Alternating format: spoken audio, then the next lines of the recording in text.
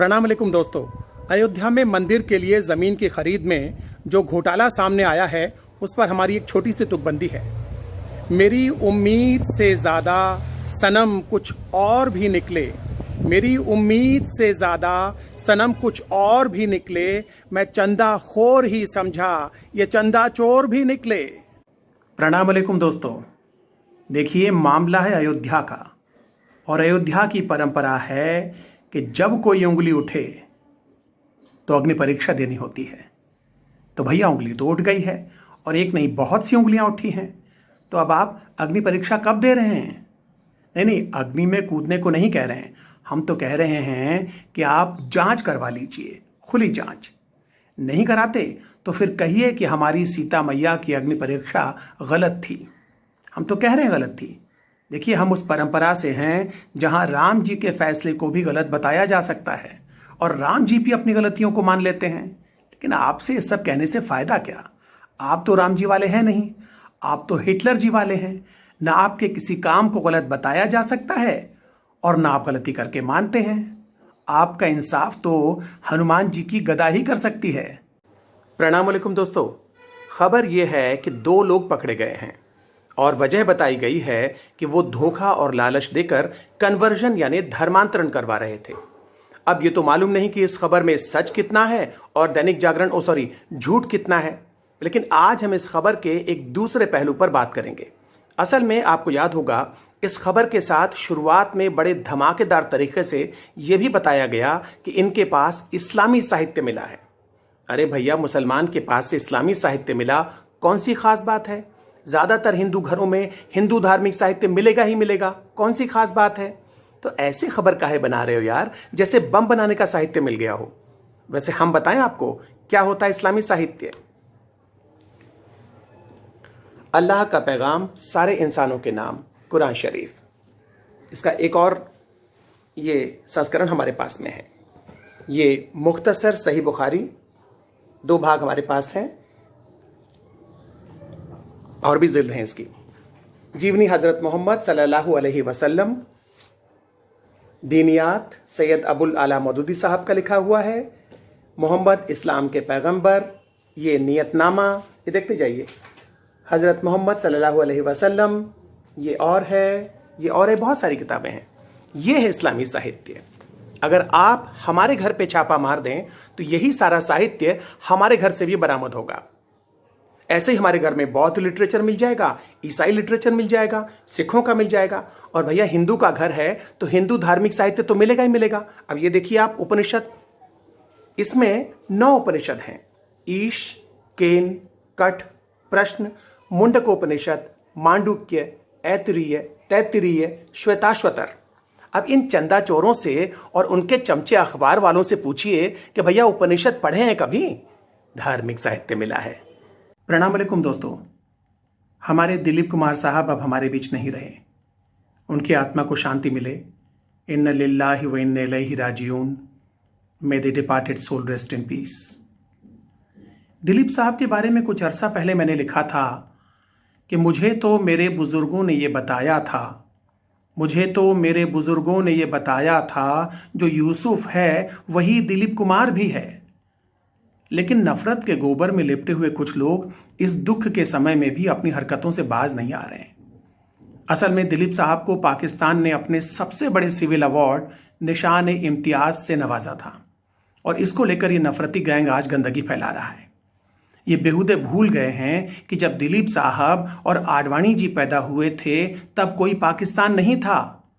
दिलीप साहब पैदा हुए भारत के पेशावर में, और आखिरी सांस ली उन्होंने भारत के मुंबई में। और उनकी पैदाइश के 76 साल बाद सरहद के उस पार जहां आज पेशावर है, वहां की सरकार ने अपने पेशावर के सपूत को सम्मानित किया। तो गलत क्या है भैया? अच्छा, एक और बात बताएं आपको।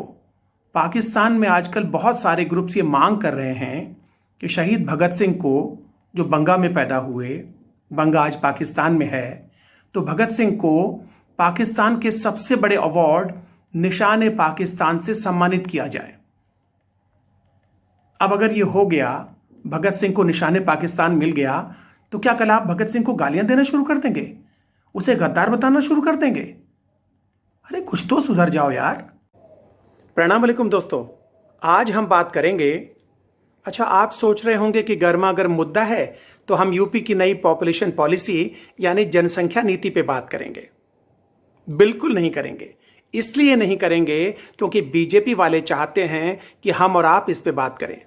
इसलिए हम बात करेंगे उस पे जो वो नहीं चाहते, और बीजेपी वाले नहीं चाहते कि हम मंदिर के चंदे की चोरी के बारे में बात करें। अच्छा, भूल गए? 2 हफ्ते में ही भूल गए? बड़ी कमजोर याददाश्त है यार जनता की। है, तभी तो हम याद दिलाने आए हैं। तो लीजिए सुनिए, चंदू के चतुर चंदा चोर चंपक चाचा का चरित्र चित्रण, जो चंदा लेकर चालाकी से चंपत होने के चक्कर में थे और चारों खाने चित हो गए। तो सुनिए पहला गाना। रफ्ता रफ्ता हौले हौले चंदा चुराया तुमने, किसी को पता भी ना चला। पहला गाना। दूसरा गाना। चम चम चम के चांदनी चौकन्ना चंदा खोर, चंदा चाट गया चट से ये चतुर चंदा चोर। तीसरा गाना। आओ बताऊं तुम्हें चंदे का धंधा, आओ बताऊं तुम्हें चंदे का धंधा, है नहीं प्यारे ये मामूली धंधा, चंदा रे। ऐसे कई गाने हैं। मकसद सिर्फ इतना था मेरे भैया, मेरे चंदा, मेरे अनमोल रतन, कि इतनी जल्दी भूल मत जाया करो यार। प्रणाम वालेकुम दोस्तों। बच्चे हमारा मुस्तकबिल हैं, हमारा भविष्य हैं। तो आज हम बात करेंगे कि बच्चों की परवरिश में किन बातों का ख्याल रखना बेहद ज़रूरी है। सबसे पहली बात, बच्चे को पढ़ाइए ज़रूर, वरना बड़ा होकर कुछ बन गया तो एक जाहिल आदमी क्या क्या बिगाड़ सकता है, ये हम भारत के लोगों से बेहतर कौन जानता है। तो पहली बात, पढ़ाई। दूसरा, बच्चे को बचपन में फैंसी ड्रेस कंपटीशन में ज़रूर हिस्सा दिलाइए, वरना बड़ा होकर काम करने के बजाय नए नए कपड़े पहनने में अपना और देश का टाइम खराब करेगा। तीसरी बात, समय समय पर बच्चे के फोटो खींचते रहिए, वरना बड़ा होकर काम धाम छोड़कर फोटो ही खिंचवाएगा। अगली बात, बच्चे को दबाइए मत, उसे बोलने का मौका दीजिए, वरना बड़ा होकर खुद ही बोलेगा और सबकी आवाज़ को दबाने की कोशिश करेगा। अगली बात, बच्चे को प्यार कीजिए, वरना बड़ा होकर हर जगह हर वक्त नफरत फैलाएगा। अगली बात जो सबसे ज़रूरी है, बच्चा जो जानना चाहता है उसे ज़रूर बताइए, वरना बड़ा होकर लोगों की जासूसी करेगा। तो इन बातों का ख्याल रखिए, वरना आज आपकी एक गलती कल पूरे देश को भारी पड़ सकती है। प्रणाम वालेकुम दोस्तों। आज हमने ठान लिया है कि सावन का महीना चल रहा है, अब मोदी जी की बुराई नहीं करेंगे, चाहे हमारा पेमेंट क्यों ना बंद हो जाए। अरे भाई, जो चाइना से पेमेंट आता है ना मोदी जी की बुराई करने का, हाँ, तो आज तारीफ करेंगे और शुक्रिया कहेंगे मोदी जी को। तो सबसे पहला शुक्रिया मोदी जी को कोविड के लिए। क्या काम किया है भाई साहब, एक झटके में कितनी आबादी कम कर दी, और बड़प्पन देखिए, अपनी ही अचीवमेंट को कम करके बता रहे हैं। सरकार कह रही है 4.25 लाख, लोग कह रहे नहीं साहब 10 गुना 15 गुना ज़्यादा हैं। अब आप बताइए, ऐसे लीडर को शुक्रिया कहें कि ना कहें। अरे हम अपनी बताते हैं आपको, आप हमारे पुराने वीडियो देखिए, हमारा चेहरा बम्बईया आम की तरह फैला हुआ था, अब दशहरी की तरह हो गया है। मोदी जी की कृपा बनी रही तो धीरे धीरे तोतापरी आम की तरह लंबा हो जाएगा। अब आप कहेंगे इसमें मोदी जी कहाँ से आ गए? तो सुनिए, राष्ट्र हित में मोदी जी ने पेट्रोल महंगा कर दिया, इससे कार हमारी घर में खड़ी हो गई, पैदल चल रहे हैं, और पैदल चलने के फायदे आप जानते हैं। और सुनिए, मोदी जी ने खाने के तेल के दाम बढ़ा दिए तो लोग तेल कम खा रहे हैं, इससे दिल की बीमारियों का खतरा कम हुआ है। अब लोग भूख से मर जाएं, जिल्लत से मर जाएं, पुलिस की गोली से और गुंडों की लिंचिंग से मर जाएं, मगर दिल की बीमारी से नहीं मरेंगे। इसके लिए भी थैंक यू। अच्छा, और फायदे देखिए, मोदी जी की वजह से समाज में प्रेम और सद्भाव भले ही कम हुआ हो, घरों में बढ़ गया है। क्यों भाई? रोजगार सब खत्म है, लोग पूरा समय घरों में रहते हैं, फैमिली को टाइम देते हैं। अब आप बताइए, इस बात पे थैंक यू बनता है कि नहीं बनता?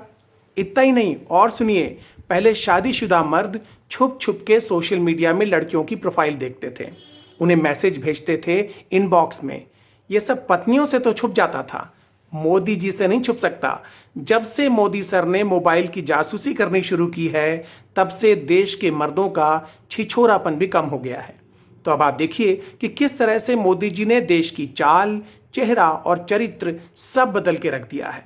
वाह मोदी जी, वाह। प्रणाम वालेकुम दोस्तों। एक 500 का नोट लीजिए, फिर एक 200 का लीजिए, फिर ये 100 का, फिर ये 50 का, फिर 20 का, फिर 10 का, फिर ये 5 का सिक्का, 2 का सिक्का, 1 का सिक्का, तब होते हैं मिलकर 878 रुपए। और तब आता है एक गैस का सिलेंडर। बुजुर्ग लोगों को नोट गिनने में परेशानी, सिलेंडर लाने वाले को छुट्टे की परेशानी। नहीं, दिक्कत होती है कि नहीं होती, आप बताइए। तो इस परेशानी को दूर करने के लिए हमारे लोकप्रिय लीडर जी जान से कोशिश कर रहे हैं कि हर चीज के दाम राउंड फिगर में कर दें। अब आप सोचिए, 500 के आप 2 नोट निकालें और एक सिलेंडर मिल जाए, हैं? 100 का नोट निकालिए, पेट्रोल ले लीजिए, 200 का निकालिए, सरसों का तेल ले लीजिए, कोई छुट्टे का चक्कर ही नहीं। सोचिए आप, कितनी सहूलियत है। अब बताइए, ये सरकार अगर कुछ दिन और चल गई तो एक आम इंसान की जिंदगी कितनी खुशहाल हो जाएगी। और आप लोग गाली देते हैं हर समय, कहते हैं पनौती है। क्या मतलब है इसका भाई? देखिए, ये अंधविश्वास ना फैलाइए। कोई पनौती वनौती नहीं होती है, कोई मनहूस नहीं होता है। ये आदमी देश के लिए पनौती हरगिज नहीं है। ये चुनौती मतलब देश के सामने जो बड़ी चुनौतियां हैं, ये उनमें से एक एक करके ये उन्हें दूर कर रहे हैं। अप्रिशिएट कीजिए यार। प्रणाम वालेकुम दोस्तों। आज हम बात करेंगे एक खौफनाक बीमारी के बारे में। ये बीमारी है मोतियाबिंद।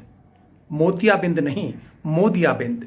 मोतियाबिंद में जो भी होता है धुंधला दिखता है, लेकिन जिसे मोतियाबिंद हो जाए उसे जो होता है वो बिल्कुल नहीं दिखता, और जो नहीं होता है एकदम साफ नजर आता है। मोतियाबिंद के मरीज को अपने आसपास के सूरत हाल नज़र नहीं आते, लेकिन अफगानिस्तान, यमन और सीरिया के नज़ारे बिल्कुल साफ दिखते हैं।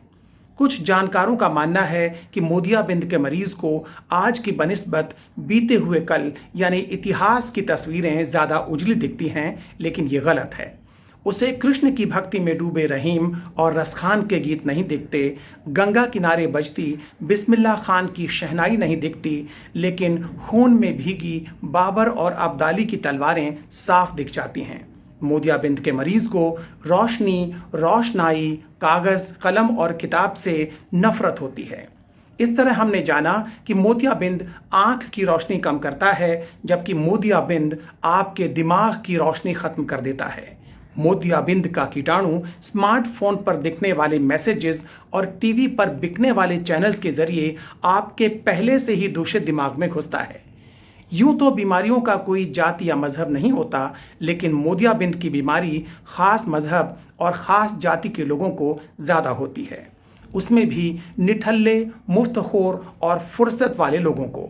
ऐसे कर्मचारी जिनकी तनख्वाहें ज़्यादा हैं और काम कम, ऐसे व्यापारी जिनकी दुकानें नौकरों के भरोसे चल रही हैं, और ऐसे पेंशनर जो जिम्मेदारियों से निपटकर मोटी पेंशन पा रहे हैं।